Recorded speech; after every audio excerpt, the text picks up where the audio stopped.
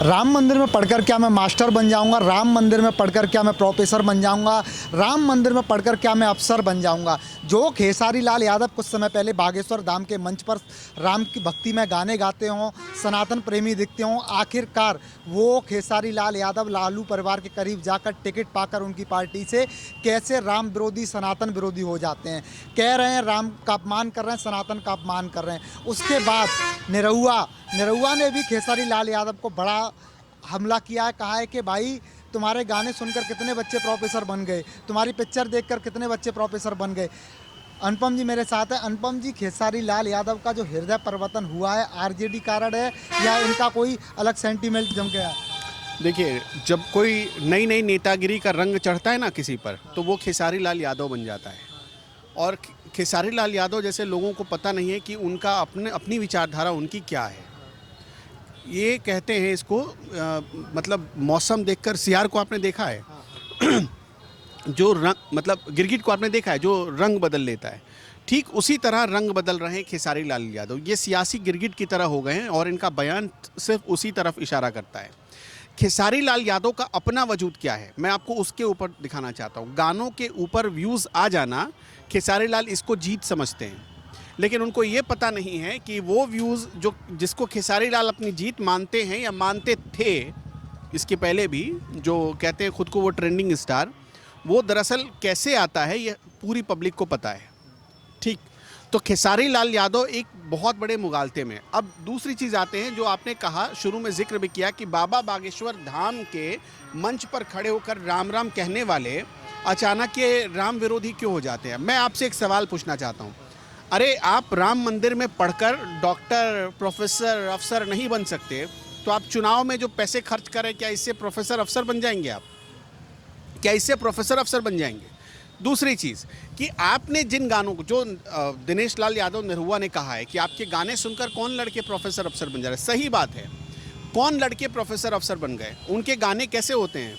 आप जब उनके गानों का एक लिस्ट निकालेंगे तो आपको पता चल जाएगा कि खेसारी लाल यादव महावाहियात किस्म के गानों के जनक रहे हैं, जिनका बिहार की सभ्यता और संस्कृति से दूर दूर तक कोई ताल्लुक़ नहीं है।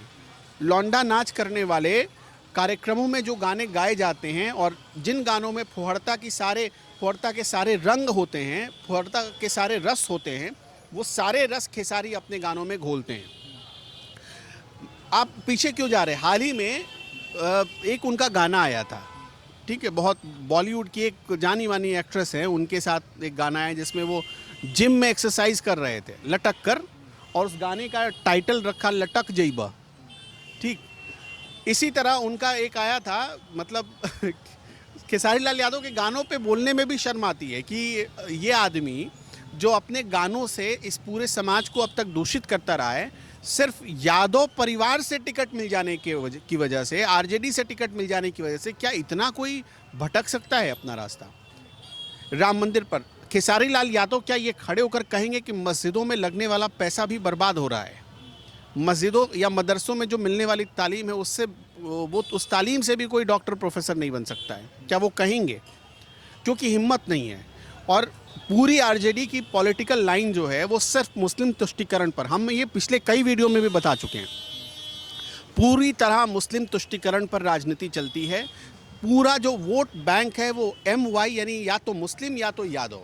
इसके अलावा सुबह उठकर या शाम में रात में सोते हुए ना तो तेजस्वी को कोई दूसरा कास्ट नज़र आता है और ना ही, अब देखिए कितना बड़ा पाखंड इन लोगों ने किया है, जिसके आज खेसारी लाल यादव जिस पार्टी की चाट रहे हैं, उस पार्टी की कहानी आपको मैं बताता हूं।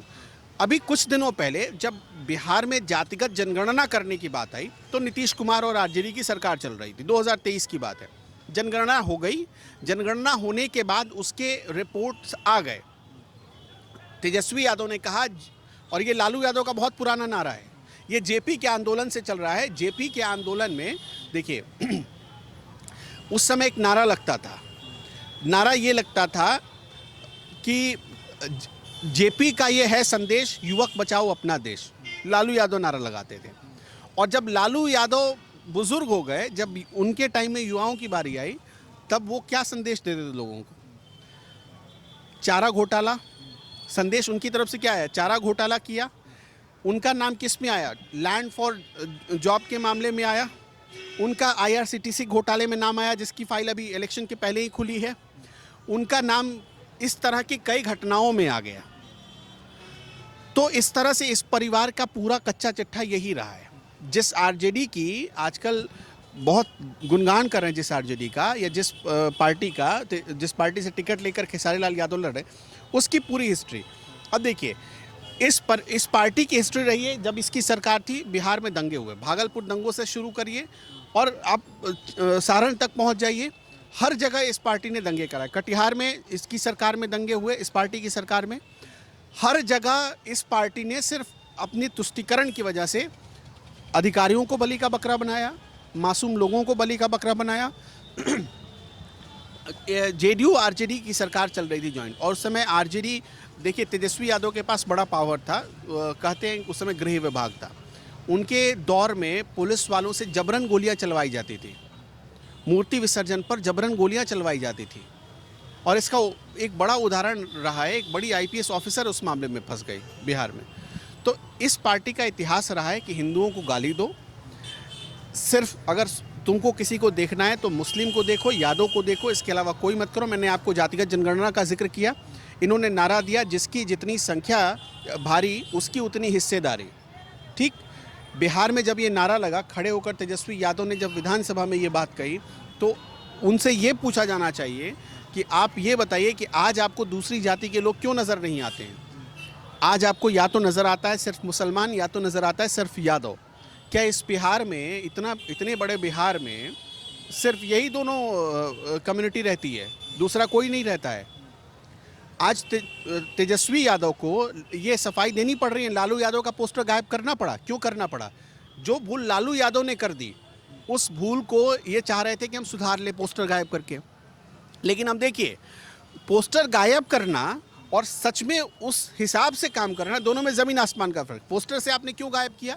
लालू नारा लगाते थे भूरा बाल साफ करो, लालू नारा लगाते थे मुस्लिम तुष्टीकरण का, और आज आप वही काम कर रहे हैं। बस फ़र्क इतना आ गया कि सिर्फ लालू की तस्वीर नहीं है, आपकी तस्वीर आ गई वहाँ पर। यही है पूरा मामला। अनुपम जी, कहीं ना कहीं अब ये जो बयान है ये राम मंदिर का पहले भी दे चुके हैं, बता दिया लोगों ने कि भैया पुरानी वीडियो थी। और मैं तो आपको ये भी बता देता हूँ, इनका जो पूरा फोकस है, जितना भी इस राम मंदिर के मामले में ये लोग फंसेंगे, ये अपना नुकसान करते चले जाएंगे।